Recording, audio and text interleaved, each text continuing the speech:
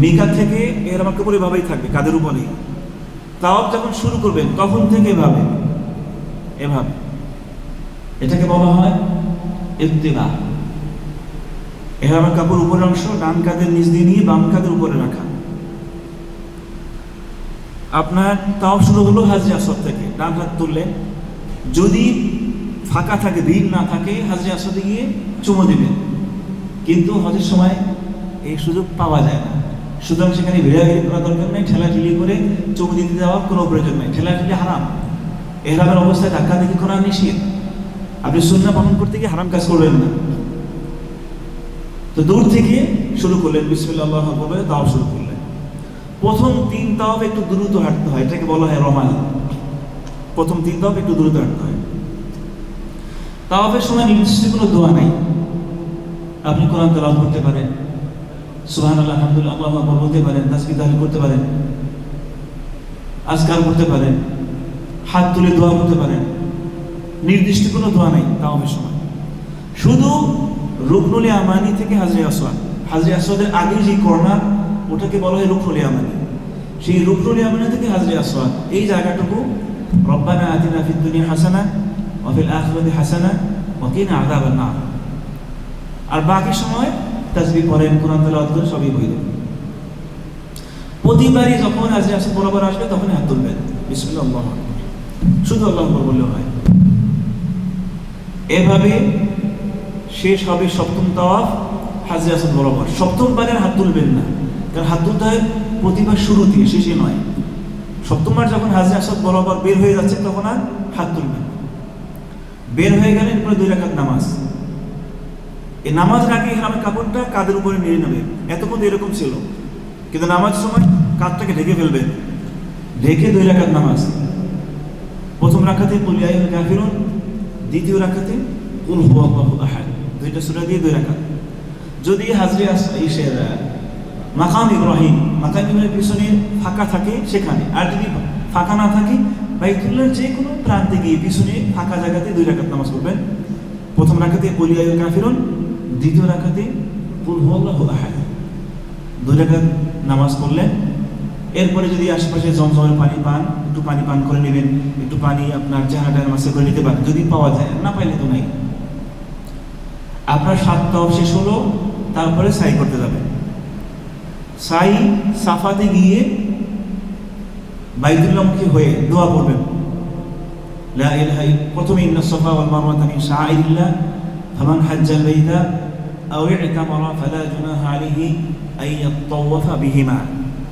لا إله إلا الله وحده لا شريك له له الملك وله الحمد وهو على كل شيء قدير لا إله إلا الله وحده أنجز وعده ونصر عبده وهزم الأحزاب وحده। 3 বার করে এই দোয়াটা পড়তে হয় এবং প্রতিবারই হাত তুলে দোয়া করবেন বাইতুল্লাহমুখী হয়ে। বাইতুল্লাহমুখী হয়ে লম্বা দোয়া করলেন, দোয়া শেষ করে আপনি মারওয়ার দিকে রওনা দিবেন সাই করতে। কিছু দূর যাওয়ার পরে যেটা দেখেছেন সবুজ রঙের লাইট, সেই লাইটের নিচে একটু দ্রুত হাঁটবেন, যেখানে লাইট শেষ সেখানে গিয়ে আবার স্বাভাবিকভাবে হাঁটবেন। মারওয়াতে গেলেন, মারওয়াতে গিয়ে আবার দোয়া করবেন বাইতুল্লাহমুখী হয়ে হাত তুলে। দোয়া শেষ, এরপরে রওনা দিবেন সাফার উদ্দেশ্যে। প্রতিবারই যখন সবুজ লাইট বরাবর আসবেন তখন দ্রুত হাঁটবেন।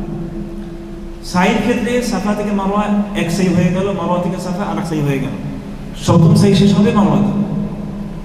মারওয়াতে সাই শেষ, এরপরে চুল কাটার পালা। যেহেতু তামাত্তুকারী উমরা আদায়ের পরে তাদের হালাল হয়ে যেতে হয়, চুল কাটা আপনি সেখান থেকে বের হয়ে যে কোনো হাল্লাকে গিয়ে চুল কাটবেন, নেড়ে হবেন না, মানে মাথা মুন্ডন করবেন না, কারণ 10 তারিখ আবার আপনাকে মাথা মুন্ডন করতে হবে। এই জন্য তামাত্তুকারীরা উমরা আদায়ের পরে চুল ছোট করে কাটাবে, হাল্লাকে গিয়ে মেশিন মারতে পারেন, কিন্তু করবেন না, নেড়ে করবেন না, মুন্ডন করবেন না। আর চুল কিন্তু এখান থেকে একটু এখান থেকে এরকম কাটলে হবে না, পুরো মাথা থেকে ছোট করতে হবে। আপনি হালাল হয়ে গেলেন, এরপরে আপনি এহরামের কাপড় চেঞ্জ করে ফেলেন, না স্বাভাবিক পোশাক পরেন। এটা সাধারণত আমাদের যারা হজযাত্রী তারা তাঁবুতে গিয়ে তাঁবুতে গিয়ে ইহরামের কাপড় চেঞ্জ করে নর্মাল পোশাক পরে ফেলে। তার আগ পর্যন্ত এভাবে থাকে। তো চুল কাটার পরে আপনি হালাল হয়ে গেলেন, স্বাভাবিক পোশাক পরলেন, আপনার তামাত্তুকারীদের ওমরা হয়ে গেল। 8 তারিখে নতুন করে আপনার হজের ইহরাম করতে হবে। 8 তারিখ সকালবেলা মিনাতে, 8 তারিখ সকালবেলা মিনাতে তাঁবু দিয়ে আপনারা অবস্থান করবেন। সেখানে আপনি সকালবেলা গোসল করে আবার যদি নখটক বড় হয় কেটে নেবেন, কারণ আপনি আবার নতুন করে ইহরামে প্রবেশ করতেছেন। এবং এটা হচ্ছে হজের ইহরাম। আগে করেছেন ওমরা, এবারে করবেন হজের ইহরাম। মিনাতে যেখানে থাকবেন সেখানে সকালবেলা গোসল করে ইহরামের কাপড় পরবেন, তারপরে বলবেন লাব্বাইকা হাজ্জান। আগে বলেছেন লাব্বাইকা উমরাতান, আর 8 তারিখ সকালবেলা বলবেন লাব্বাইকা হাজ্জান। ইহরামের কাপড় পরার পরে আপনি তখন হজে প্রবেশ করলেন। আগে ওমরা করেছেন, এখন হজের ইহরাম। এরপরে আপনি মিনাতে অবস্থান করতে থাকবেন 9 তারিখ সকাল পর্যন্ত। এই মিনাতে যে অবস্থানকালীন সময় যোহর, আসর, মাগরিব, এশা এবং পরের দিন ফজর, এই নামাজগুলো প্রত্যেক নামাজ সময় মতো পড়বেন। 4 রাকাত বিশেষ নামাজ কসর করে 2 রাকাত, যেমন যোহরের 2 রাকাত, আসরের 2 রাকাত এবং এশা 2 রাকাত কসর করে পড়বেন মিনাতে। এটাই সুন্নাহ। প্রত্যেক নামাজ সময় মতো পড়বেন, কিন্তু 4 রাকাত বিশিষ্ট ফরজ নামাজগুলো কসর করে আদায় করবেন। 9 তারিখ সকালবেলা মিনা থেকে রওনা দেবেন আরাফার উদ্দেশ্যে। 9 তারিখ সকালবেলা, এটা হচ্ছে হজের সবচেয়ে গুরুত্বপূর্ণ দিবস, আরাফার দিবস। রাসূল সাল্লাল্লাহু আলাইহি ওয়াসাল্লাম বলেছেন আল হাজ্জু আরাফা, হজ মানে আরাফা, মানে আরাফার দিবস অবস্থানটা হচ্ছে সবচেয়ে গুরুত্বপূর্ণ রকম। আর এই কারণে রাসূল সাল্লাল্লাহু আলাইহি ওয়াসাল্লাম বলেছেন হজ আরাফা। এই জন্য অনেক লোকেরা দেখবেন হজের দিবস বলতে আরাফার দিবসকে বলে। আরাফার দিবস মানে হজের দিন। আরাফায় যাওয়ার সময় আপনি তালবিয়া পড়তে যাবেন, লাব্বাইক আল্লাহুম্মা লাব্বাইক, লাব্বাইক লা শারীকা লাক, লাব্বাইক ইন্নাল হামদা ওয়ান নি'মাতা লাক ওয়াল মুলক লা শারীকা লাক। আরাফাতে গিয়ে আগে যেটা বলেছিলাম, আপনি নিশ্চিত হবে যে আরাফার এরিয়ার ভিতরে আছেন। ওই লাউহার বাহিরে যদি থাকেন, সাইনবোর্ডের বাহিরে যদি থাকেন, তাহলে আপনার হজ বাতিল। চতুর্দিকে লেখা থাকে, বড় বড় লাউহাতে, বড় বড় সাইনবোর্ডে লেখা থাকে বিদায়া নেহায়া, মানে শুরু শেষ। অবশ্যই আপনি সেই সাইনবোর্ডের ভিতরে অবস্থান করবেন। কোনোভাবে যদি আপনি আপনার গ্রুপ থেকে ছিন্ন হয়ে যান, টেনশনের প্রয়োজন নাই, আপনার হজটা হওয়া জরুরি। এই জন্য অবশ্যই আরাফার ময়দানে আছেন, এটা নিশ্চিত হতে হবে। তো যাই হোক, আপনি তাঁবুতে গেলেন, সেখানে অবস্থান করবেন। আরাফার ময়দান অবস্থান হজের অন্যতম গুরুত্বপূর্ণ রকম। সেখানে যোহর পর্যন্ত তাসবিহ, তাহলিল, কোরআন তেলাওয়াত, আজকার এগুলো করতে থাকবেন। যোহরের সময় হয়ে গেলে প্রথম ওয়াক্তে 1 আযান 2 ইকামতে যোহর এবং আসরের নামাজ। প্রথমে 2 রাকাত যোহরের, তারপরে 2 রাকাত আসরের। 1 আযানে 2 ইকামতে যোহর এবং আসরের নামাজ যোহরের শুরুতেই। এই নামাজ পড়ার পরে সেখানে আর যে সময়টা আপনি অবস্থান করবেন, কি করবেন? দোয়া। রাসূল সাল্লাল্লাহু আলাইহি ওয়াসাল্লাম বলেছেন খায়রুদ দুআ ইয়াউমি আরাফা, সর্বোত্তম দোয়া হচ্ছে আরাফার দিবসের দোয়া। এবং খায়রু মা কুলতু আনা ওয়ান নাবিয়্যুনা মিন ক্বাবলি, এবং আরাফার দিবসের সর্বশ্রেষ্ঠ দোয়া হচ্ছে আমি এবং আমার পূর্ববর্তী নবীরা যেই দোয়া করেছিলাম সেই দোয়া। সেটা কি? লা ইলাহা ইল্লাল্লাহ ওয়াহদাহু লা শারীকা লাহু লাহুল মুলকু ওয়া লাহুল হামদ ওয়া হুয়া আলা কুল্লি শাইইন কাদির। এই দোয়াটা পড়তে থাকা আরাফার দিবসে লম্বা সময়, যোহর এবং আসরের নামাজ হয়ে যাওয়ার পর থেকেই, যেহেতু যোহরের সময় 2 নামাজ হয়ে গেছে, এরপরে একবারে মাগরিবের আগ পর্যন্ত দোয়া করতে থাকা। যদি মাঝে কখনো ওযু নষ্ট হয়ে যায়, আবার ওযু করে আসলেন, বাথরুমটা তুমি দরকার হলে আবার সেরে আসলেন, তাঁবুর ভিতরে সব ব্যবস্থাই থাকে। লম্বা সময় দোয়া করা, কারণ এই দিবসটা আল্লাহ তাআলার কাছে এত প্রিয়। শয়তান সবচেয়ে বেশি জীর্ণশীর্ণ থাকে। আল্লাহ তাআলা তার বান্দাদেরকে সবচেয়ে বেশি ক্ষমা করেন এই দিবসে। এটা দেখে শয়তানের মেজাজ খারাপ হয়ে যায়। সবচেয়ে বেশি জীর্ণশীর্ণ থাকে শয়তান এই আরাফার দিবসে। এবং আল্লাহ রাসূল সাল্লাল্লাহু আলাইহি ওয়াসাল্লাম বলেছেন, আল্লাহ তাআলা ইউবাহি বিহিমুল মালায়েকা, আরাফার ময়দানে অবস্থানকারী হাজীদেরকে নিয়ে আল্লাহ তাআলা ফেরেশতাদের সামনে গর্ব করেন, অহংকার করেন। ওয়া ইন্নাহু লা ইয়াদলু, এবং আল্লাহ তাআলা হাজীদের নিকটবর্তী হন, নাজিল হন, অবতীর্ণ হন। এবং আল্লাহ তাআলা বলেন, আতাউনি শুরাসান গুবরা, আমার বান্দারা পৃথিবীর বিভিন্ন প্রান্ত থেকে ধুলাবালি মেখে জীর্ণশীর্ণ অবস্থায় এখানে হাজির হয়েছে।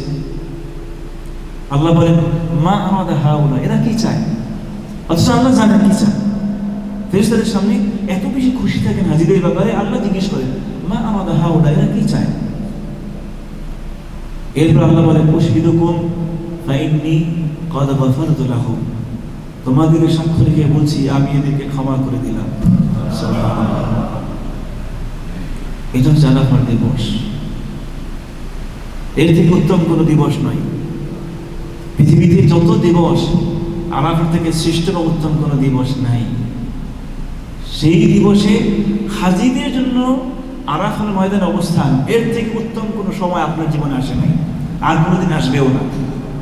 দ্বিতীয়বার হজ করার সুযোগ পেলে সেটা ভিন্ন কথা, কিন্তু আরাফার ময়দানে, আরাফার দিবসে, আরাফার ময়দানে অবস্থানকারী হাজীদের জীবনে এর থেকে উত্তম এবং শ্রেষ্ঠ কোনো সময় আর কোনোদিন আসে নাই। সুতরাং এই সময়টাকে কোনোভাবে গল্প গুজব হাবিজাবি করে কাটাবেন না। যোহর এবং আসর নামাজের পর থেকে লম্বা সময় দোয়া করতে থাকা। এবং ওলামায়ে কেরাম অন্যদের জন্য, যারা হজে যায়নি তাদের জন্য বলেছেন, তারাও যার যার অবস্থান থেকে দোয়া করতে থাকবে, যেহেতু আল্লাহ তাআলা সবচেয়ে বেশি ক্ষমা করে এই দিবসে। সবচেয়ে বেশি ক্ষমা করেন এই দিবসে। এমনকি আরাফার দিবসে হাজীদের জন্য রোজা নাই, অন্যদের জন্য একটা রোজার বিনিময়ে 2 বছরের গুনাহ মাফ হয়ে যায়। সুবহানাল্লাহ। রাসূল সাল্লাল্লাহু আলাইহি ওয়াসাল্লাম বলেন, আহতাসিবু আলাল্লাহি আইয়ুকাফিরা সানাতুল্লাতী ক্বাবলাহু ওয়াল্লাতী বা'দাহু, আল্লাহর কাছে আমি আশা করি 1 বছর পিছনে এবং 1 বছর সামনে 2 বছরের গুনাহ আল্লাহ ক্ষমা করে দিবেন। সুবহানাল্লাহ। একটি রোজা। এটা যারা হজে যাবে না তাদের জন্য, হজের হাজীদের জন্য কোনো রোজা নাই ওই দিবসে। তো এত গুরুত্বপূর্ণ দিবস, এবং আল্লাহ তাআলা ক্ষমা করতে থাকেন। আল্লাহ তাআলা রাতের শেষ অংশে নাজিল হন পৃথিবীর নিকটবর্তী আসমানে, দিনে নাজিল হন না। দিন মাত্র এই একটা দিবসই, যেই দিবস আল্লাহ তাআলা পৃথিবীর নিকটবর্তী আসমানে অবতীর্ণ হন, নাজিল হন। সুবহানাল্লাহ। এটা হচ্ছে আরাফার দিবস। সেই আরাফার দিবসে এভাবে দোয়ার মধ্যে কাটাবো। আপনি আপনার দুনিয়া এবং আখিরাতে কল্যাণ চাইবেন, জান্নাত কামনা করবেন আল্লাহ তাআলার কাছে, জাহান্নাম থেকে মুক্তি চাইবেন, পাপাচার থেকে আল্লাহ তাআলার কাছে ক্ষমা চাইবেন, সন্তানদের জন্য দোয়া করবেন, মা বাবার জন্য দোয়া করবেন, দুনিয়ার মুসলমানদের জন্য দোয়া করবেন, দেশবাসীর জন্য দোয়া করবেন, পৃথিবীর অস্থিরতা আল্লাহ তাআলা যাতে দূর করে দেয় সেই জন্য দোয়া করবেন। আপনি কোনো সমস্যা আছে, ঋণগ্রস্ত, অসুস্থ, সব কিছু মন খুলে প্রাণ খুলে আল্লাহ তাআলার কাছে বলতে থাকবেন। জান্নাতুল ফেরদাউস কামনা করবেন, জাহান্নাম থেকে ঘন ঘন মুক্তি চাইবেন। একই জিনিস বারবার চাইতে থাকবেন, আল্লাহ তাআলা যেটা পছন্দ করেন। দুনিয়ার উত্তম জীবন, পবিত্র জীবন আল্লাহ তাআলার কাছে কামনা করবেন। শিরক, কুফরি, বিদআত থেকে সারা জীবন যাতে মুক্ত থাকতে পারেন সেই জন্য আল্লাহ তাআলার কাছে আশ্রয় চাইবেন। তাওহীদের উপরে যাতে সারা জীবন অতিবাহিত করতে পারেন সেই জন্য আল্লাহ তাআলার কাছে দোয়া করবেন। মানে দোয়া, যত প্রয়োজনীয় দোয়া আছে সব দোয়া আরাফার দিবসে করতে থাকবেন। দোয়ার ক্ষেত্রে কেউ কৃপণতা করবেন না। আরাফার ময়দানে অবস্থান করা হাজীদের জন্য রোকন, মাগরিব পর্যন্ত থাকা ওয়াজিব। মাগরিব পর্যন্ত থাকলে সূর্য ডোবার পরে আরাফা থেকে মুজদালিফার উদ্দেশ্যে রওনা দেয়া। সূর্য ডোবার পরে কিন্তু নামাজ পড়বেন, নামাজ পড়বেন গিয়ে মুজদালিফায়। মুজদালিফায় গিয়ে এক আজানে 2 একামাতে মাগরিবের 3 রাকাত, এশার 2 রাকাত নামাজ। কিন্তু মুজদালিফায় পৌঁছতে পৌঁছতে যদি একেবারে এশার সময় চলে যাওয়ার উপক্রম হয়, যেমন ফজরের সময় হয়ে যেতে পারে এরকম অবস্থা, তাহলে পথের মধ্যে পড়ে নিতে হবে। আর সেরকম অবস্থা তৈরি না হলে পথে নামাজ পড়ার সুযোগ নাই, মুজদালিফায় গিয়ে নামাজ পড়তে হবে। মুজদালিফায় গিয়ে এক আজানে 2 একামাতে মাগরিবের 3 রাকাত এবং এশার 2 রাকাত নামাজ। এরপরে ঘুমিয়ে পড়া। মুজদালিফার রাত্রিটা রাসূল সাল্লাল্লাহু আলাইহি ওয়াসাল্লাম মুজদালিফার রাত্রিটা ঘুমিয়ে পড়েছেন, সেখানে গিয়ে মাগরিব এবং ইশার নামাজ পড়ার পরে। সেই দিন সজাগ থাকবেন না, গল্প গুজব করবেন না, পাথর টোকানোর জন্য ব্যস্ত হবেন না, নামাজ পড়েছেন ঘুমিয়ে যান। ফজরের আজান হয়ে গেলে প্রথম ওয়াক্তে উঠে, ফজরের আজান হয়ে গেলে প্রথম ওয়াক্তে ফজরের নামাজটা পড়ে নেবেন। তারপরে আবার এটাকে বলা হয় মাশআরুল হারাম, মুজদালিফাকে। এই মাশআরুল হারামে আবার দোয়া করতে থাকা, এটা একটা দোয়া কবুলের স্থান। লম্বা দোয়া, একেবারে সূর্য উঠবে ভাব ততক্ষণ পর্যন্ত দোয়া করতে থাকবেন। সূর্য উঠবে ভাব সেই পর্যন্ত দোয়া করতে থাকবেন। যখন সূর্য উঠে যাবে তখন দোয়া বন্ধ করে দিয়ে মিনার দিকে রওনা দেবেন পাথর মারার জন্য। মিনাতে জামরাতুল আকাবা, যেটা সবচেয়ে বড় জামারা, সেখানে গিয়ে প্রথম দিন 7টা পাথর। এই 7টা পাথর আপনি মুজদালিফা যেখানে ছিলেন সেখান থেকে নিতে পারবেন, পাথরের অভাব নেই। অথবা ওখান থেকে রওনা দেওয়ার পরে পথেও পাবে, তারপর ওখান থেকে নিয়ে নেওয়া ভালো, যেহেতু পথে হাঁটতে হবে, সেখানে আবার দাঁড়ানো। তার থেকে মুজদালিফা যেখানে অবস্থান করতেছেন সেখান থেকে ফজরের পরে দোয়া করলেন এবং 7টা পাথর সংগ্রহ করে নিলেন। 1-2টা বেশি নেবেন, কারণ যদি কোনো কারণে একটা এদিক সেদিক হয়ে যায়, ছুটির হাত থেকে পড়ে যায়, অথবা জায়গা মতো না পড়ে, এক্সট্রা যাতে আপনার কাছে একটা থাকে 1-2টা। জামরাতুল আকাবাতে গিয়ে 7টা পাথর, পাথরের সাইজ হবে ছোট, ওই আঙ্গুলের করের মতো, খুব বড় না, আবার একেবারে মাছি মাথার মতো নয়, ছোট আঙ্গুলের করার মতো 7টা পাথর। এবং পাথরগুলো ডলা দিয়ে দেখবেন এরা পাথর কিনা। অনেক সময় পোড়া মাটি অথবা ঝামা, ওটা মানুষ মনে করে পাথর, যা ডলা দিলে ভেঙে যায়, ওটাতে হবে না, পাথর হতে হবে। পাথর হাত দিয়ে টিপ দিয়ে দেখবেন যেটা পাথর নাকি অন্য কিছু। শক্ত মাটি হলে চলবে না, পাথর হতে হবে। 7টা পাথর মারবেন। এই পাথর কেউ ধুইতে যাবেন না, অনেকে ধৌত করে, পানি দিয়ে পরিষ্কার করে। এটা পরিষ্কার করার জিনিস নয়, এটা বেদাতি কাজ। এই পাথর কেউ ধৌত করবেন না। এই 7টা পাথর আল্লাহু আকবার, আল্লাহু আকবার, এভাবে 7টা পাথর একটা একটা করে মারবেন। তারপরে জামরাতুল আকাবাতে পাথর মারার পরে কোনো দোয়া নাই, সেখান থেকে চলে যাবেন। সেখানে ইচ্ছা করলে ওখানেও চুল কাটার মতো অনেক হাল্লা পাওয়া যায়, যারা ওই আগে যেটা বলেছিলাম খুব দ্রুত কাটে। যদি সে কেউ ওরকম কেটে নিতে পারে চলবে, কিন্তু তাবুতে গিয়ে যদি করেন নিরাপদে করবেন, ঝামেলা মুক্ত। চুল নিরি করার পরে অর্থাৎ মুন্ডন করার পরে আপনি হালাল হয়ে গেলেন। এই যে 8 তারিখে যে ইহরাম করেছিলেন, 8 তারিখ থেকে 10 তারিখ পর্যন্ত কিন্তু আপনার ইহরামের কাপড় পরা, আপনি এই অবস্থায় হালাল হন নাই। ইহরাম অবস্থায় যা কিছু হারাম, এই 8 থেকে 10 তারিখ পর্যন্ত আপনার সবই হারাম। 10 তারিখে পাথর মারলেন, তারপরে চুল মুন্ডন করলেন, এরপরে আপনি হালাল হয়ে গেলেন। তারপরে ইহরামের কাপড় খুলে নরমাল পোশাক পরবেন, ইহরামের কাপড় খুলে নরমাল পোশাক পরবেন, তাবুতে অবস্থান করবেন। তারপরে আপনার হামলার শিডিউল অনুযায়ী বাইতুল্লাহতে যাবেন তাওয়াফ এবং সাই করার জন্য। এই তাওয়াফ এবং সাইটা হজের গুরুত্বপূর্ণ রকম। হজের 4টা রকমের মধ্যে এই যে 10 তারিখ কিংবা 10 তারিখের পরে তাওয়াফ এবং সাই করা, এটা গুরুত্বপূর্ণ 2টা রকম। 10 তারিখে যদি কোনোভাবে সম্ভব না হয় ভিড়ের কারণে, আপনি 11 তারিখ 12 তারিখ করতে পারেন। 10 তারিখ করতে পারলে ভালো, কোনো কারণে করতে না পারলে 11 তারিখ 12 তারিখ রাত্রেও যদি গিয়ে করে আসেন অসুবিধা নেই। এই তাওয়াফ এবং সাই হয়ে গেল, আপনার হজের রুকুন আদায় হয়ে গেল। এরপরে আপনি অবস্থান করবেন আবার মিনাতে। বাইতুল্লাহ তাওয়াফ সাই শেষ করে মিনাতে এসে অবস্থান করবেন। এই রাত্রিগুলো মিনাতে অবস্থান করা ওয়াজিব। 10 তারিখ দিবাগত রাত, 11 তারিখ দিবাগত রাত এবং 12 তারিখ দিবাগত রাত, যারা 13 তারিখ পর্যন্ত থাকতে চায় তাদের জন্য এই 3 রাত মিনাতে অবস্থান করা ওয়াজিব। আর কেউ যদি 12 তারিখে চলে যেতে চায়, সেই ব্যক্তির জন্য 10 তারিখ দিবাগত রাত এবং 11 তারিখ দিবাগত রাত মিনাতে অবস্থান করবে। 12 তারিখ সূর্য ডোবার পূর্বেই জামারাতে পাথর মেরে চলে যেতে হবে মিনা থেকে। কারণ মাগরিব যদি হয়ে যায় তাহলে ওই রাত তো মিনাতে থাকা তার জন্য ওয়াজিব হয়ে যাবে। এই জন্য যারা 12 তারিখে পাথর মেরে চলে যেতে চায় তাদের ক্ষেত্রে বিধান হচ্ছে অবশ্যই সূর্য ডোবার পূর্বেই মিনাতে পাথর মেরে ওখান থেকে চলে যেতে হবে। রাত্র হয়ে গেলে ওই রাত্রটাও মিনাতে অবস্থান করা ওয়াজিব এবং পরের দিন আবার পাথর মারতে হবে। তাহলে 10 তারিখ রাত দিবাগত রাত, 11 তারিখ দিবাগত রাত, অথবা 10, 11, 12 এই দিবাগত রাতগুলো মিনাতে অবস্থান করা ওয়াজিব। আর এই 3 দিন 10 তারিখে তো 7টা পাথর মেরেছেন জামরাতুল আকাবা সবচেয়ে বড়টা, 11, 12 কিংবা 11, 12, 13 এই 2 অথবা 3 দিন পাথর মারার নিয়ম। প্রতিদিন 21টা করে পাথর সাথে নিয়ে যাবেন, তবে 2-4টা বেশি নেবেন যাতে করে পড়ে গেলে আবার পূরণ করা যায়। কিন্তু 2-4টা বেশি নিয়ে আলাদা মারতে থাকবেন না। 7টার জায়গায় যাতে 10টা না মারেন, 9টা না মারেন, এরকম যাতে না হয়। বেশি মারা সুযোগ নাই, কোনোটা ছুটে গেলে বা পড়ে গেলে তখন এক্সট্রা মারবেন। কিন্তু হাতের মধ্যে যদি আপনি 8টা 10টা নিয়ে নেন তাহলে দেখা যাবে ভিড়ের কারণে আপনার মনে নেই সবগুলো মেরে দিচ্ছেন।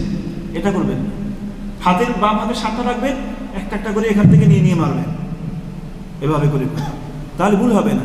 একটা হঠাৎ এখান থেকে পড়ে গেল, আপনার ছোট একটা ব্যাগ থাকলো পিঠে অথবা বুকে, সেখান থেকে আরেকটা নিয়ে পূরণ করে দিলেন। কিন্তু এই মুঠের ভিতরে যদি 8টা 9টা নিয়ে নেন তাহলে কিন্তু সবই মেরে দেবেন। সাধারণত এরকম করে ফেলে। কোনো পাথর যদি হঠাৎ করে হাত থেকে নিচে পড়ে যায় ওটা তুলতে যাবেন না। ওটা তুলতে গেলে হাজিদের চাপে ভিড়ে আপনি পিষ্ট হয়ে যাবেন। এই একটা পাথর টোকে দিকে এই কাজ হয়, এটা করতে যাবেন না। এক্সট্রা পাথর অতিরিক্ত রাখবেন। 11, 12 কিংবা 11, 12, 13 এই 3 দিন পাথর মারার নিয়ম। প্রথমটাতে 7টা পাথর মারলেন, আল্লাহু আকবার, আল্লাহু আকবার, আল্লাহু আকবার, এভাবে 7টা পাথর মারলেন। 7টা পাথর মেরে জামরা থেকে একটু ডান দিকে সামনে, মানে এই তো জামরা, এই জামরার ডান পাশ হলে এটা, বাম পাশ হলে এটা, তাহলে ডান পাশ দিয়ে একটু সামনে, ডান পাশ দিয়ে একটু সামনে গিয়ে বাইতুল্লাহমুখী হয়ে লম্বা দোয়া করবেন। এটা একটা দোয়া কবুলের জায়গা, এটা একটা দোয়া কবুলের জায়গা, লম্বা দোয়া। দোয়া শেষ করে এরপরে যাবেন মধ্যমটায় পাথর মারার জন্য। প্রথমটায় ছোটটা মেরেছেন, ছোকরা দোয়া করেছেন, এরপরে যাবেন দ্বিতীয়টায় আবার পাথর মারবেন। মারার পরে ওটাকে ডানে রেখে, মানে ওটার বাম পাশে, প্রথমটার ডান পাশে, দ্বিতীয়টার বাম পাশে একটু সামনে গিয়ে কেবলামুখী হয়ে দোয়া করবেন। পাথর মারার পরে, আগে নয়, পাথর মারলে তারপরে দোয়া করলেন, লম্বা দোয়া।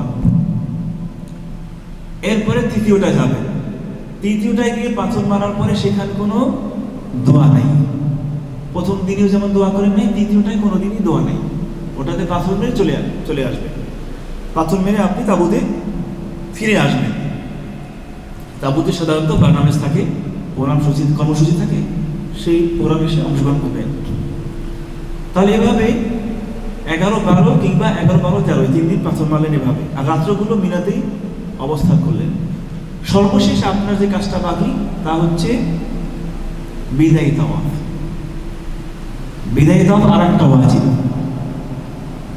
ইবনে আব্বাস রাদিয়াল্লাহু আনহুমা থেকে বর্ণিত হাদিস, তিনি বলছেন, উমিরান নাস আইয়াকুনা আখির আদিহিম বিল বাইত। লোকদেরকে আদেশ করা হয়েছে তাদের সর্বশেষ কাজ হবে বাইতুল্লাহ তাওয়াফ করা। আপনি বাইতুল্লাহ থেকে আপনার গন্তব্যে ফিরে আসার আগে তাওয়াফ করে, বিদায়ী তাওয়াফ করে ফিরবেন। মাঝখানে একটা ওয়াজিব, এটা আপনার নিজের কাজ না, নিজে করা সম্ভব না। তামাত্তু এবং কিরানকারীদের জন্য হাদি জবে করতে হয়, সেটা আপনার এখনকার এই সময়ে নিজে করা সম্ভব না। ওটা বিভিন্ন কোম্পানিতে টাকা জমা দিবেন, তারাই করে নেবেন। বিশেষ করে আল-রাজির বিশ্বস্ত আসে, মানে বিশ্বাসযোগ্য তাদের ওয়েবসাইট আছে, সেখানে ঢুকে আপনি টাকা জমা দেবেন, তাদের পক্ষ থেকে করে ফেলবেন। অন্যান্য কোম্পানিরও আছে, শুধু টাকা জমা দিন, তারা সম্মত করে নেবে। ওইটা নিয়ে আপনার কোনো টেনশনের কারণ নেই। আর যদি কেউ কোনো ওয়ে খুঁজে পান, মানে কম পয়সায় কিছু ওয়ে থাকে, কিন্তু ওগুলো সবাইকে বিশ্বাস করা যায় না। আপনি টাকা দিলেন কিন্তু টাকা দিয়ে জব করলো না, তাহলে আপনার ওয়াজিবটা থেকেই গেল। এই জন্য কিছু পয়সা বেশি গেলেও ব্যাংকিং পদ্ধতিটা বিশ্বস্ত এবং নিরাপদ। ওরা সময় মতো আপনার পশু জবে করে, আপনার হাদি জবে করে তারা ওয়াজিব আদায় করে দিবে। তো মোটামুটি হজের শুরু থেকে শেষ পর্যন্ত পদ্ধতি আমি সংক্ষিপ্ত আকারে বললাম। এবারে খেয়াল করতে হবে হজের রুকন এবং ওয়াজিব কোনগুলো। এই যে পদ্ধতি আদায়ের কথা বলেছি সংক্ষিপ্ত আকারে, হজের রুকন হচ্ছে 4টা, ওয়াজিব হচ্ছে 7টা। এই 4 এবং 7 কত হয়? এই 11টা হচ্ছে মূল কাজ। এই কাজে ভুল করা যাবে না। এই 11টা কাজ যদি আপনার সঠিক হয়, সুন্নতি পদ্ধতিতে হয়, আর আপনার ভিতরে যদি ইখলাস থাকে, আপনার হজ ইনশাআল্লাহ কবুল হবে। রুকন কোনটা? 1 নম্বর রুকন হচ্ছে ইহরামে প্রবেশ করা, ইহরামে প্রবেশের নিয়ত করা, যেটা আপনারা তামাত্তুকারীদের জন্য মিনাতে করেছেন। মিকাতে যারা করেছেন সেটা হচ্ছে উমরা। তামাত্তুকারীর জন্য উমরা করা শর্ত, সেজন্য উমরা করেছেন, কিন্তু হজের ইহরাম করেছেন মিকাত থেকে। ওই যে লাব্বাইক হাজ্জান বলেছেন, ইহরামে প্রবেশ করেছে, এটা 1 নম্বর রুকন। 2 নম্বর রুকন হচ্ছে আরাফার ময়দানে অবস্থান করা 9 তারিখ। 3 নম্বর রুকন হচ্ছে বাইতুল্লাহ তাওয়াফ করা 10 তারিখ কিংবা 10 তারিখের পরে, আগে নয়। 4 নম্বর রুকন হচ্ছে সাফা এবং মারওয়া 7 বার সাই করা 10 তারিখ কিংবা 10 তারিখের পরে। আর এই সাইটা তাওয়াফের সাথে সম্পৃক্ত, আলাদা করে চলবে না। তাওয়াফের পরে সাই, আপনি তাওয়াফ করবেন 10 তারিখ আর সাই করবেন গিয়ে 12 তারিখ, এটা হবে না। তাওয়াফের পরপরই সাই, এটা একত্রে করতে হবে। তবে তাওয়াফ এবং সাইয়ের মধ্যে একটা পার্থক্য আছে, সেটা হলো তাওয়াফের সময় ওযু থাকা শর্ত, সাইয়ের সময় ওযু থাকা শর্ত নয়। তাওয়াফ এমনিতেই হজের সময় অনেক সময় লেগে যায়, 2-3 ঘন্টা লেগে যায়। তাওয়াফ করতে করতে এরপরে সাই শুরুতে অথবা সাইয়ের মাঝখানে যদি কারো ওযু নষ্ট হয়ে যায়, অসুবিধা নাই। সাইয়ের সময় ওযু থাকা শর্ত নয়, জরুরি না। থাকতে পারলে ভালো, কিন্তু থাকা শর্ত না। কিন্তু তাওয়াফের সময় ওযু থাকা জরুরি। তাহলে আমরা 4টা রুকন পেয়ে গেলাম। ওয়াজিব কোনগুলো? ওয়াজিব 1 নম্বর ওয়াজিব হচ্ছে মিকাত থেকে ইহরাম করা। তামাত্তুকারীদের জন্য মিকাত থেকে ইহরাম করেছেন উমরার, কিন্তু হজের ইহরাম করেছেন মিনাতে। আপনার হজের জন্য মিকাতি, মিনাটাই আপনার জন্য মিকাত। তবে উমরার জন্য অবশ্যই মিকাত থেকে ইহরাম করতে হবে। এই জায়গা মতো ইহরাম করা, এটা হচ্ছে প্রথম ওয়াজিব। 2 নম্বর ওয়াজিব হচ্ছে আরাফার ময়দানে সূর্য ডোবা পর্যন্ত অবস্থান করা। আরাফার ময়দানে কেউ যদি 9 তারিখে যে কোনো একটা সময় অবস্থান করে, তাহলে তার রুকন আদায় হয়ে গেল। কিন্তু ওয়াজিব মাগরিব পর্যন্ত অবস্থান করা, সূর্য ডোবা পর্যন্ত অবস্থান করা, এটা 2 নম্বর ওয়াজিব। 3 নম্বর ওয়াজিব জামরাগুলোতে পাথর মারা, না মুজদালিফায় রাত্রি যাপন করা, সিরিয়াল অনুযায়ী মুজদালিফায় রাত্রি যাপন করা। আরাফা থেকে গিয়ে মুজদালিফায় যে রাত্রিটা যাপন করলেন, এই রাত্রি মুজদালিফায় অবস্থান করা হজের 3 নম্বর ওয়াজিব। 4 নম্বর হচ্ছে পাথর মারা, প্রথম দিন 7টি, পরের দিনগুলোতে 21টি করে। 5 নম্বর ওয়াজিব চুল কাটা, চুল আপনি মুন্ডন করবেন।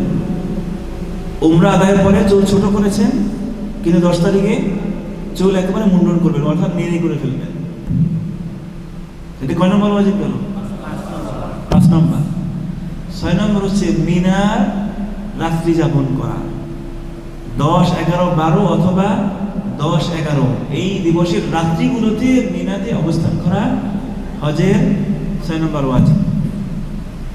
7 নম্বর ওয়াজিব সর্বশেষ বিদায়ী তাওয়াফ করা। অতিরিক্ত একটি ওয়াজিব যেটা পশু জবাই করা, সেটা হচ্ছে শুধুমাত্র তামাত্তু এবং কিরানকারীদের জন্য। ইফরাতকারীদের জন্য কোনো পশু জবাই করার বিধান নাই, ইচ্ছা করলে করতে পারে, মানে ওয়াজিব না। যেহেতু ইফরাতকারীদের জন্য নাই, এজন্য এটা অতিরিক্ত ওয়াজিব। তামাত্তু এবং কিরানকারীদের জন্য পশু জবাই করা, এটি হচ্ছে 8 নম্বর ওয়াজিব, এবং এটা অতিরিক্ত ওয়াজিব। যেহেতু এটা ইফরাতকারীদের জন্য নয়, এই জন্য এটা অতিরিক্ত ওয়াজিব। তাহলে মোটামুটি 4টি রুকন এবং 7টি ওয়াজিব, সাথে অতিরিক্ত 8টি। এই কাজগুলো যদি সঠিক হয়ে যায়, তাহলে আপনার হজ আদায় হয়ে গেল। মাঝখানে থাকলো কিছু সুন্নাহ আমল, যে আমলের দিকে আমাদের মনোনিবেশ করতে হবে। আপনি হজ করতে যাচ্ছেন, সুন্নাহ যাতে খেলাফ না হয়। সুন্নাহ কি? বেশি বেশি আজকার করা, বেশি বেশি কোরআন তেলাওয়াত করা, বেশি বেশি তাসবিহ পড়তে থাকা, বেশি বেশি দোয়া করা, এগুলো সুন্নাহ। তালবিয়া পড়তে থাকা ঘন ঘন ইহরামরত অবস্থায়, লাব্বাইক আল্লাহুম্মা লাব্বাইক লাব্বাইক লা শারীকা লাক লাব্বাইক ইন্নাল হামদা ওয়ান নি'মাতা লাকা ওয়াল মুলক লা শারীকা লাক। আরেকটি সুন্নাহ 8 তারিখ দিবাগত রাত মিনাতে অবস্থান করা, এটা আরেকটা সুন্নাহ, এটা ওয়াজিব না। 10 এবং 10-এর পরে রাত্র যাপন করা মিনাতে ওয়াজিব, কিন্তু 8 তারিখ দিবাগত রাত মানে আরাফার যে রাত্রটা, সেই রাত্রটা মিনাতে অবস্থান করা আরেকটি সুন্নাহ। অনুরূপভাবে নামাজগুলো সময় মতো আদায় করা এবং ফরজ নামাজগুলো কসর করে আদায় করা, এটি আরেকটি সুন্নাহ। তবে আরাফার ময়দানে এবং মুজদালিফার রাতে কসর এবং জমা করা, কসর এবং জমা মানে কি? 2 নামাজ একত্রে পড়া। আরাফার ময়দানে যোহর এবং আসর এক সময় পড়া, আবার মুজদালিফার রাতে মাগরিব এবং ইশার নামাজ একত্রে পড়া, এটাকে বলা হয় জমা করা, কসর এবং জমা করে আদায় করা। আর বাকি সময় মিনাতে আপনি কসর করবেন কিন্তু জমা করবেন না, মানে 2 নামাজ একত্রে পড়া যাবে না। প্রত্যেক নামাজ সময় মতো আদায় করা, কিন্তু 4 রাকাত বিশিষ্ট ফরজ নামাজগুলো কসর করে আদায় করা, এটি আরেকটি অন্যতম গুরুত্বপূর্ণ সুন্নাহ। এরপরে তাসবিহ তাহলিল, দান সদকা, অন্যদের প্রতি ইহসান করা, সম্ভব হলে মানুষকে হেল্প করা। অনেক সময় দেখবেন আপনি তাঁবুতে আছেন, আলহামদুলিল্লাহ খাবার দাবারের অভাব নাই, রাস্তাঘাটে দেখা যাচ্ছে কিছু লোকজন আছে যাদের খাবার দাবার নাই, বসার জায়গা নাই, রাত্রি যাপনের কোনো জায়গা নেই, সুব্যবস্থা নাই। আপনি আপনার কিছু খাবার তাদেরকে দিয়ে দিলেন, তবে আরেকজনটা নিয়ে দেবেন না, নিজে খাচ্ছেন, আপনি একটু কম খান। এই রাস্তায় একটা লোক দাঁড়িয়ে আছে, দেখছেন ওর খাবার নিয়ে কিছু খাবার দিয়ে আসেন। এটা সবসময় সুযোগ আসে না, কারণ আমরা থেকে সবসময় ভাবে আপনাকে খাবার নিয়ে বাইরে দেওয়ার সুযোগ দিবে না। যদি কখনো দেখেন সেখানে দিলেন, অথবা আপনার পকেটে পয়সা আছে, কেনার মতো কোনো জায়গায় আসির টাসির পাচ্ছেন, দেখতেছেন কিছু হাজি সাহেব তাদের থাকার মতো জায়গা নেই, কিছু কিনে তাদেরকে দিলেন, এরকম সুযোগ আসে কখনো কখনো, সেরকম সুযোগ আসে, সে কাজটা করবেন। আর আরাফার ময়দানে সাধারণত আমাদের অফিস থেকে যারাই হজে যায় তাদের একটা সুযোগ থাকে, আরাফার ময়দানে কিছু হাজিদেরকে নিয়ে তারা বের হয়ে যায়, সবাই কিছু অর্থ দেয়, সেই টাকা দিয়ে কিছু খাবার দাবার আসির টাসির কিনে বাহিরে অবস্থানকারী হজযাত্রী যাদের খাবার দাবারের সুব্যবস্থা নাই তাদের মাঝে বন্টন করে আসে। এটা আমাদের সবসময় ব্যবস্থাটা থাকে। সেটা হচ্ছে ঐচ্ছিক বিষয়, মানে বাধ্যতামূলক নয়। আমাদের হজযাত্রীদেরকে সবাই যার যার পকেটে যা আছে কিছু দিলেন, সেটা নিয়ে কিছু বলবে কিছু হাজি সাহেবদেরকে যে কয়েকজন আসেন আমার সাথে। দেখা যায় আমাদের সবাই যেতে চায়, কিন্তু সবাই যাওয়ার তো সুযোগ থাকে না। 5-7 জন যারা একটু সুঠামদেহী অধিকারী, সুস্থ, এরকম কয়েকজনকে নিয়ে আমাদের অফিসের পক্ষ থেকে 2 জন মাসুল বের হয়ে যান, যারা ওই বাহিরের লোকদেরকে খাবার টাবার দিয়ে আসেন। টাকা সবাই দেয়, কিন্তু সার্ভিসের জন্য অল্প কয়েকজন নিয়ে নেওয়া হয়, এটা সবসময় ঘটে। সেটা আবার কেউ মনে করবে না, আবার টাকা নিবে আরাফার ময়দানে, এটা আবার কেমন কথা। বরং আমরা দেখছি আমাদের হাজি সাহেবরা অকাতরে দান করে, এমনকি কেউ ফকিরে যা আছে সব দিয়ে দেয়। যখন অফিস থেকে এলান আসে যে আমরা সাবিল মানে রাস্তার লোকদেরকে কিছু খাবার টাবার দিতে যাবো, তোমাদের কিছু দান অনুদান, দেখা যায় অনেকে 100 রিয়াল 200 300 400 দিয়ে দেয়। কারণ এটা তখন একটা মানসিকতার ব্যাপার, একটা মাইন্ডের ব্যাপার, যে আমি আরাফার ময়দানে যে সকল হজযাত্রীদের খাবার দাবারের সুব্যবস্থা নাই তাদেরকে আমি একটু হেল্প করার সুযোগ পেয়েছি এবং আমি হজে আসি, তখন এমনিতেই দিয়ে তখন জন্য বলতে হয় না, চাপাচাপি করতে হয় না। তবে এটা হচ্ছে ঐচ্ছিক বিষয়, ওটার ব্যবস্থা এবারও থাকবে বা রাখতে পারবে কিনা আইন কানুনের কারণে বলা যায় না, কিন্তু যদি থাকে আপনারা অংশগ্রহণ করবেন, আইন কানুন মেনে চলবেন। যখন যেভাবে দাস হয় আপনার শিডিউল দেওয়া হবে, শিডিউলকে ফলো করবেন, শিডিউল অনুসরণ করবেন। অফিসের পক্ষ থেকে কোনোভাবেই যাতে খারাপ কোনো রেকর্ড আপনাদের ব্যাপারে না আসে। আলহামদুলিল্লাহ রওদা অফিস থেকে ইতিমধ্যে যতবার আমাদের হজযাত্রীরা হজে গিয়েছেন, আমাদের ভাষাভাষী ভাইদের সবসময় রেকর্ড ভালো। অতীতে যতবার হজে গিয়েছে এই অফিস থেকে আমাদের ভাষাভাষীদের রেকর্ড সবসময় ভালো, কখনো খারাপ কোনো রেকর্ড আসে নাই। মানে আলোচনার সময় সবাই আলোচনায় বসে আছে, যেভাবে যখন যা বলা হচ্ছে সব শুনতেছি, অতীতে প্রত্যেকবারই রেকর্ড আমাদের ভালো। তো এই জন্য এবারও আপনারা যারা যাচ্ছেন, আশা করি আপনাদের রেকর্ড ইনশাআল্লাহ ভালোই হবে, আশা করতেছি। আল্লাহ আপনাদের হজ কবুল করুন। হজে যাওয়ার আগে যে ধরনের প্রস্তুতি নিলে আল্লাহ খুশি হবেন, আল্লাহ আমাদের প্রতি রহম করবেন, দয়া করবেন, আমাদের হজ কবুল করবেন, আমাদেরকে ক্ষমা করে দিবেন, আমাদেরকে জান্নাত দিবেন, সে ধরনের হজ আদায় করার তৌফিক রব্বুল আলামিন সবাইকে দান করুন। খালেজ ভাবে তওবা করে হজে রওনা দিবেন। আর বাকি কথা তো ইনশাআল্লাহ আমরা গ্রুপে মেসেজ দেবো, আদান প্রদান করবো, আপনারা সময় মতো মেসেজগুলো ফলো করবেন। আর যে কথাগুলো বলা হলো সবগুলো একটু মাথায় রাখার চেষ্টা করবেন। কবিরা গুনাহ, টোটালি কবিরা গুনাহ আপনার সাথে যাতে আপনি বহন না করেন, এটা খেয়াল করবেন। আমরা হজে যাচ্ছি, কোনো কবিরা গুনাহ আমি করতে করতে যাচ্ছি, এটা যাতে না হয়। সমস্ত কবিরা গুনাহ থেকে তওবা করে হজে রওনা দিবেন। আপনার জিন্দেগিতে যাতে কবিরা গুনাহ আবার কাম ব্যাক না করে, ফিরে না আসে। হজ কবুলের অন্যতম আলামত। হজ শুধু করলেই হবে না, সবার হজ কবুল হয় না। যাদের হজ কবুল হয়, হজ কবুলের অন্যতম আলামত হচ্ছে তাদের আগের জীবন এবং পরের জীবন সম্পূর্ণ আলাদা হয়ে যায়। হজে যাওয়ার পূর্বে যেমন ছিল, হজ থেকে ফেরার পরে ওই ব্যক্তিটাকে ওই রকম আর পাওয়া যায় না। এটাই প্রমাণ করে তার হজ আশা করা যায় কবুল হয়েছে। আর যাদের হজ তামসায় ভরপুর, ট্রেডিশনাল হজ, একটা হজ করলাম, সৌদি আরবে থাকি, হজ না করে গেলে কিভাবে হয়, লোকেরাই বা কি বলবে, লোকদের কিভাবে আমি কি বলবো যে আমি হজ করি নাই, সৌদি আরবে 15 বছর 20 বছর থেকেছি, হজ না করে যাই, কেমন দেখায়। এই মানুষের কথা থেকে বাঁচার জন্য, দেশে গিয়ে আমি হাজি সাহেব এটা বলার জন্য, অথবা বিবেকের তাড়নায় হজটা করলাম, হজ কবুল হোক কি না হোক ওটা নিয়ে আমার এত টেনশন নেই, ওটা ভাবনাও নেই। এরকম চিন্তা করলে আপনি ধরে নেবেন আপনার হজ কবুল না হওয়ার সম্ভাবনা বেশি। আপনার টার্গেটই এলোমেলো টার্গেট।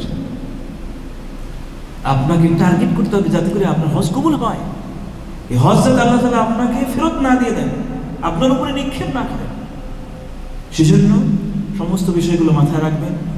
সমস্ত কবিরা গুনাহ থেকে তওবা করে হজে রওনা দিবেন। শিরক কুফরি বেদাত থেকে সারা জীবনের জন্য তওবা করে হজে রওনা দিবেন, যে আপনার জীবনে শিরক কুফরি বেদাত এবং কবিরা গুনাহ যাতে ফিরে না আসে। কবিরা গুনার পরিচয়গুলো জেনে নেবেন।